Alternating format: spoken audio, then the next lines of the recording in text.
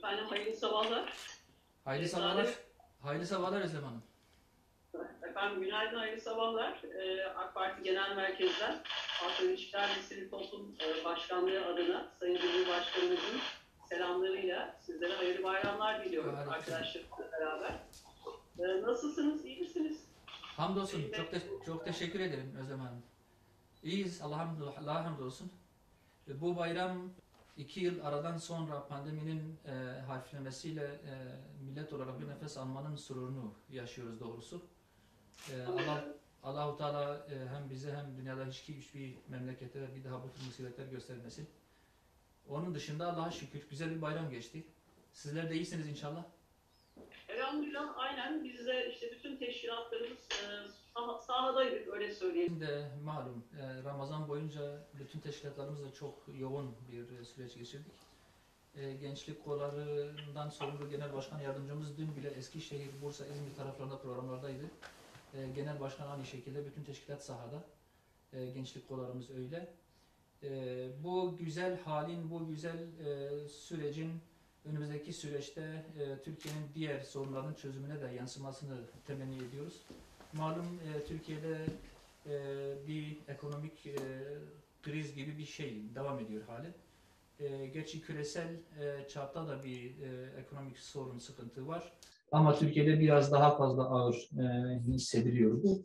Bunun için özellikle toplumun rahatlatılması, dar gelirli vatandaşlarımızın bir nefes almasını sağlanması anlamında ve bu sorunun aşılması anlamında öncelikli politikalara ihtiyaç hissedildiğini düşünüyoruz.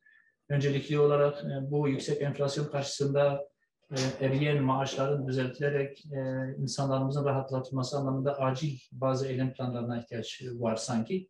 Onun dışında ekonominin uzun vadede daha kalıcı bir şekilde düzelebilmesi için yerli üretim, yerli sanayi, dışa bağımlılıktan kurtulan bir ekonomik modele geçme anlamında da doğrusu ivedi politikalara, uzun soluklu çalışmalara ihtiyaç duyduğunu hissediyoruz.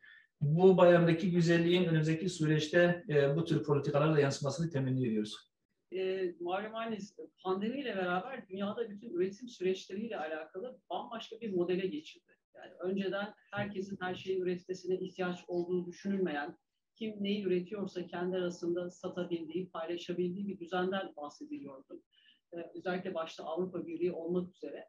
Hem pandemi hem de tabii Ukrayna ve Rusya ile yaşanan savaş dünyada bu kodlamaları tamamen değiştirmiş oldu. Yani şuna tekrar başa dönmüş oldu ki bütün ülkeler herkesin her şeyi tekrar üreten ülke olarak devam etmesi gerekiyor. Zaten AK Parti olarak bizim en önemli sloganımız Türkiye'nin müstakil bir ülke olarak devam etmesi her şeyiyle.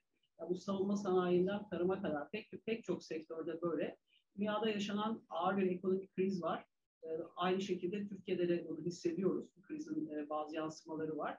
Ama bu manada başta Ekonomi Bakanlığımız olmak üzere bizim parti olarak birinci gündem maddemiz bu. Çünkü yaptığımız her şeyi vatandaşlarımız için yapıyoruz. Bizler de bayramın ilk gününü gençlerle geçirdik farklı illerde.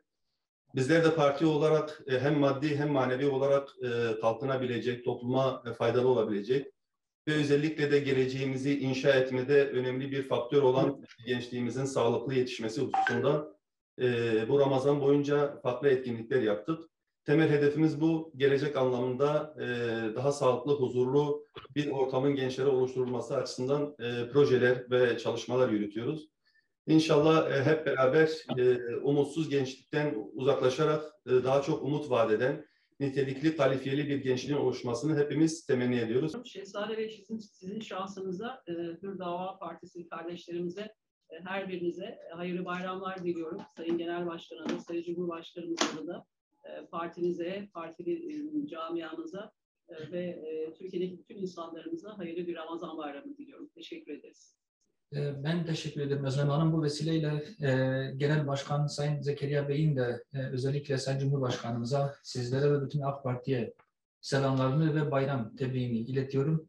Evet, cümlemizin bayramı barış içerisinde, huzur içerisinde geçsin. Memleketin daha güzel günlere ulaşabilmesine vesile olsun inşallah.